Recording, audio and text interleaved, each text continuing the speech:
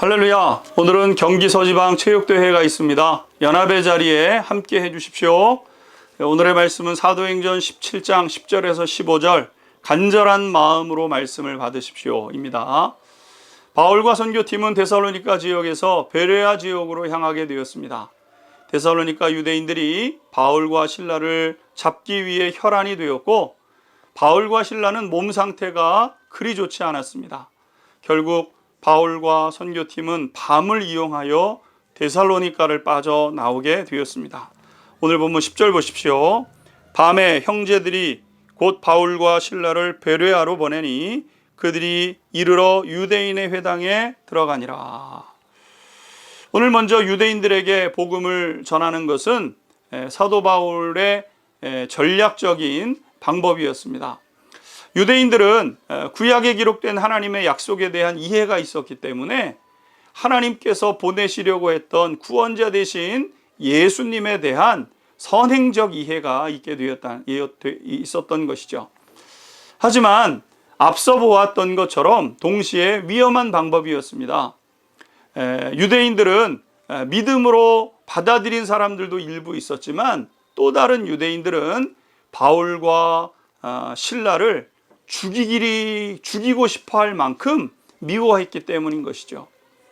여러분, 복음에는 항상 두 가지 성격이 있음을 기억하십시오. 십자가의 도는 멸망받는 사람들에게는 미련한 것이고, 구원을 받는 우리에게는 하나님의 능력이 된다 그랬습니다. 예수님도 예수님 자신으로 인해서 있어질 두 가지 현상에 대해서 말씀하시면서 건축자들의 버린 돌이 모퉁이의 머릿돌이 되었다고 말씀하시고, 돌 위에 떨어지는 사람은 깨어지고 돌이 사람 위에 떨어지면 그를 가루로 흩게 될 것이라고 말씀하셨습니다.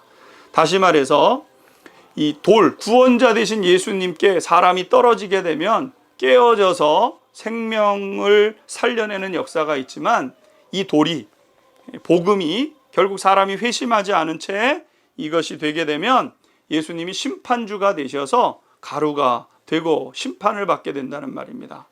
예수님은 여러분 구원자시며 동시에 심판주라는 사실을 우리 성도님들이 기억하셔야 됩니다.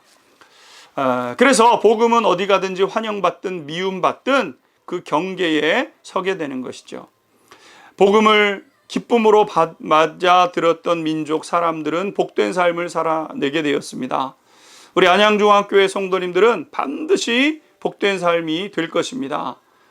그 믿음으로 승리하십시오. 오늘 두 번째, 바울과 선교팀은 베레아에서도 유대인의 회당에서 복음을 증거하게 되었습니다. 그런데 한 가지 특별한 것을 경험하게 되었습니다. 11절 말씀 보십시오. 베레아에 있는 사람들은 데살로니가에 있는 사람들보다 더 너그러워서 간절한 마음으로 말씀을 받고, 이것이 그러한가 하여 날마다 성경을 상고함으로. 베레아 사람들의 특징이 있었는데 좀 더 너그러웠다는 겁니다. 그리고 말씀을 진지하게 듣고, 그리고 그것이 정말 그러한가 하고 날마다 순간순간 기회될 때마다 되짚어보는 그런 사람들이었다는 겁니다. 베레아 사람들은 진지했고 또 진리를 탐구하고자 하는 그 마음이 있었던 것이죠. 우리는 때로 다 안다고 하거나 알 필요 없다고 묵인해 버리는 경우들이 있는데, 이들은 그러지 않았다는 겁니다.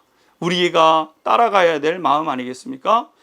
그럴 때 믿음이 자라게 되었던 것이죠. 여러분, 우리 성도님들 한 분 한 분마다 베레아 사람들처럼 날마다 하나님의 말씀 새겨가며 복된 길 걷게 되기를 축복합니다. 그런데 얼마 지나지 않아 소동이 있게 되었습니다. 13절 보십시오.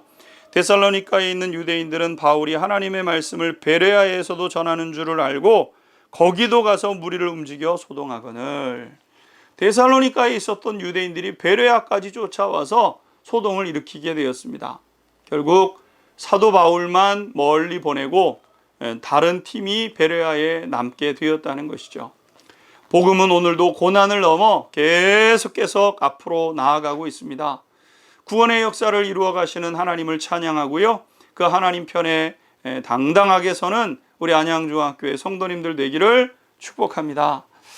간절한 마음으로 하나님의 말씀을 받았던 베레아 성도들처럼 하나님의 말씀을 한 귀로 듣고 흘려보내는 것이 아니라 늘 가슴에 새기며 되짚어가며 말씀과 동행하는 주의 백성 되게 하옵소서.